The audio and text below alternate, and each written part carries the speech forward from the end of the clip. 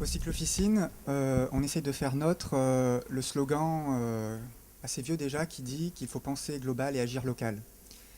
Et pour nous, penser global, c'est se dire que ce n'est pas la technique qui va sauver le monde, que les problèmes auxquels on fait face, ils sont politiques, et que c'est sur ça qu'il faut essayer de mener notre combat. Ils sont politiques, pourquoi une des raisons pour lesquelles il est plus cher de réparer que de jeter et de faire une pièce neuve, c'est la convention sociale que nous avons de la valeur travail et de la valeur économique. On définit la valeur travail par le temps de travail depuis que le capitalisme est là, c'est ce qui le définit. Et la valeur économique, on la définit par l'échange. Et c'est ça qui force à diminuer le temps qu'il faut pour produire les choses et qui nous met dans une recherche constante de réduction des temps de production et des matériaux qui ne sont pas forcément durables.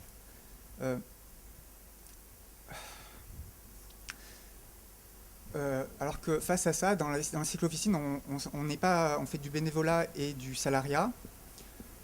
On n'est pas uniquement bénévole, contrairement à ce qu'on pourrait imaginer dans des gens qui veulent s'émanciper du capitalisme. On trouve dans le capitalisme des biais d'émancipation, notamment le salaire, de la manière dont il s'est construit depuis après la guerre par le CNR, lorsque la sécurité sociale et les retraites sont nées, en le socialisant. Et donc on mène beaucoup de réflexions sur la manière dont on gère les salariés, la différence qu'on fait entre l'emploi et le salaire, et donc du coup à ces valeurs du temps de travail et de l'échange, on remplace la qualification personnelle des gens, de même que ça se fait déjà dans la fonction publique. On essaye de lutter là-dessus et de construire notre autogestion autour de ces thèmes-là. Pourquoi les vélos? Pourquoi est-ce que on arrive à faire que les gens soient vélonomes, ce qu'on appelle autonomes dans la réparation de leur vélo? Pourquoi? Parce que le vélo est un outil convivial. Comme le définissait Ivan Illich, c'est un outil qui est générateur d'efficience et qui est suffisamment simple pour que, au coin de notre rue, on ait un atelier pour se former à son entretien, à sa réparation. Autogère ton nucléaire, ça n'est pas possible. Pourquoi? Parce que le nucléaire n'est pas un outil convivial. Et c'est là-dessus, d'ailleurs, qu'il faudrait l'attaquer. Et oui, donc pour ce qui est d'autres luttes politiques,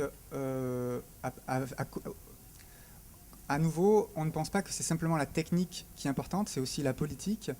Et on essaye d'intégrer dans nos ateliers vélo les autres luttes qu'ont les gens, notamment le cycloféminisme, qui permet de casser cette image qu'on a de la petite fille joue à la poupée et le petit garçon au revolver ou je ne sais pas trop quoi. Enfin bref, on est conditionné à beaucoup de choses et donc on essaye d'intégrer dans nos ateliers ces luttes-là.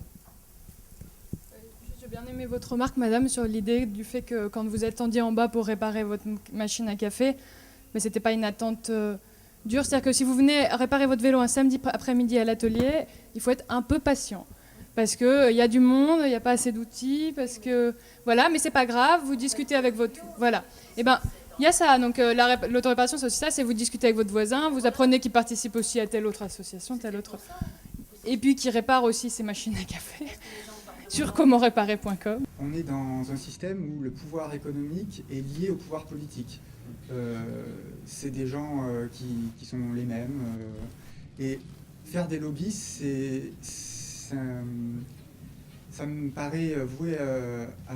certainement, ça permettra de déplacer les curseurs, mais ça ne permettra pas de prendre le contrôle de la valeur économique des choses. Et je pense qu'il est plus important d'essayer de faire de la manière dont nous, on s'organise, d'essayer de le faire, non pas avec les mêmes règles de gestion et soi-disant démocratie que le font déjà les gens, même si ça a pu avoir un effet émancipateur, et qu'il faut s'intéresser à découpler le pouvoir économique du pouvoir politique, notamment en revenant à ce que les Grecs avaient fait. Les Grecs avaient bien compris la différence entre aristocratie et démocratie. Ils avaient bien compris que l'élection du meilleur, de Aristos, l'élection est aristocratique, et que la démocratie, elle, était le tirage au sort. C'est comme ça que les Grecs fonctionnaient. Et ainsi, pendant 200 ans, les Grecs ont fonctionné en découplant le pouvoir politique du pouvoir économique.